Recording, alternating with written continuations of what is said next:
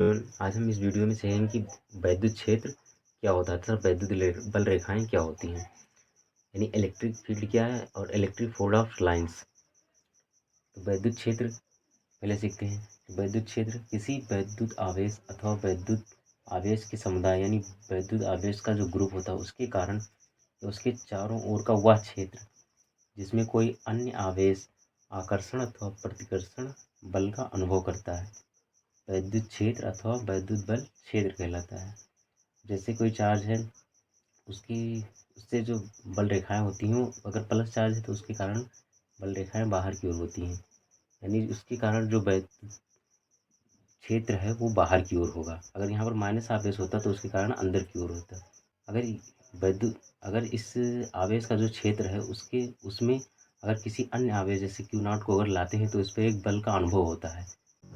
ये जो बल है ये आकर्षण अथवा प्रतिकर्षण हो सकता है। अगर ये जो लाया गया चार्ज है अगर ये निगेटिव होगा तो आकर्षण बल होगा, अगर यहाँ पर पॉजिटिव है तो ये प्रतिकर्षण बल होगा। आइए अब देखते हैं कि वैद्युत बल रेखाओं के गुण क्या क्या होते हैं। इसके लिए प्लस आवेश और माइनस आवेश की वैद्युत जो बल रेखाएं होती हैं उसको पहले समझना ज़रूरी है। तो प्लस आवेश में जो वैद्युत बल रेखाएं होती हैं वो हमेशा बाहर की ओर होती हैं तथा ऋण आवेश में जो वैद्युत बल रेखाएं होती हैं वो अंदर की ओर होती हैं। अगर इन दोनों प्लस और माइनस को पास में रखा जाए तो वैद्युत बल रेखाएं कुछ इस तरीके से बनती हैं, यानी इसमें आकर्षण का गुण आ जाता है, खिंचाव का गुण उत्पन्न हो जाता है। तथा अगर दो चार्ज यानी समान आवेश को एक दूसरे के पास रखा जाता है तो उनमें कुछ इस तरीके से वैद्युत बल रेखाएं बन जाती हैं, जो ये प्रदर्शित करता है कि अगर समान आवेश हैं तो एक दूसरे में प्रतिकर्षण को प्रदर्शित करते हैं, इसलिए वैद्युत बल रेखाएं एक दूसरे से दूर हट रही हैं। अगर प्लस आवेश है तो उसके बीच में एक बिंदु ऐसा भी होगा जहाँ पर वैद्युत बल शून्य होगा, उसे न्यूट्रल पॉइंट कहा जाता है, जिसे एन से प्रदर्शित किया गया है। वैद्युत बल रेखाओं के गुण को भी जान लेते हैं। तो ये रेखाएं धन आवेश से चलकर ऋण आवेश पर समाप्त हो जाती हैं। जैसे इस यहाँ पर दिखाया गया कि जो वैद्युत बल रेखा है वो प्लस से चलकर माइनस पर समाप्त हो जाती है, यानी वैद्युत प्लस आवेश है वहाँ से वैद्युत बल रेखाएं बाहर की ओर होती हैं तथा जो निगेटिव आवेश है वहाँ पर वैद्युत बल रेखाएं अंदर की ओर आती हुई प्रतीत होती हैं। वो एक बंद लूप की तरह व्यवहार करती हैं। दूसरा गुण है बल रेखा के किसी भी बिंदु पर खींची गई स्पर्श रेखा उस बिंदु पर धन आवेश पर लगने वाले बल को प्रदर्शित करती है।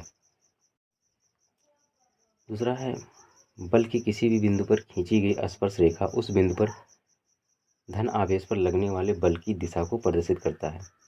यानी अगर वैद्युत बल रेखा के किसी बिंदु पर स्पर्श रेखा खींची जाए, जैसे स्पर्श रेखा मान लीजिए अगर इस बिंदु पर या इस बिंदु पर कहीं पर भी अगर स्पर्श रेखा खींची जाती है तो उसकी दिशा जो होगी वो यहाँ पर यह प्रदर्शित करती है कि इस आवेश पर बल की दिशा किधर की ओर है। अगर बाहर की ओर होगी तो बाहर की ओर होगी बल की दिशा। तथा तीसरा है ये बल रेखाएं खिंची हुई लचकदार डोरी की तरह सिकुड़ने का गुण होता है। ये रेखाएं या क्योंकि इनमें आकर्षण होता है तो कुछ ये इस तरीके से खिंची हुई तथा डोरी के समान लचकदार, ये एकदम सीधी लाइन की तरह नहीं होती हैं। तथा चौथा गुण है ये रेखाएं अपनी लंबाई के लंबवत दिशा में एक दूसरे से दूर हटने का प्रयास करती हैं। यहाँ पर आप समान आवेश में देख सकते हैं कि यहाँ पर वैद्युत बल रेखाएं प्रतिकर्षण के कारण एक दूसरे से दूर हटने का प्रयास कर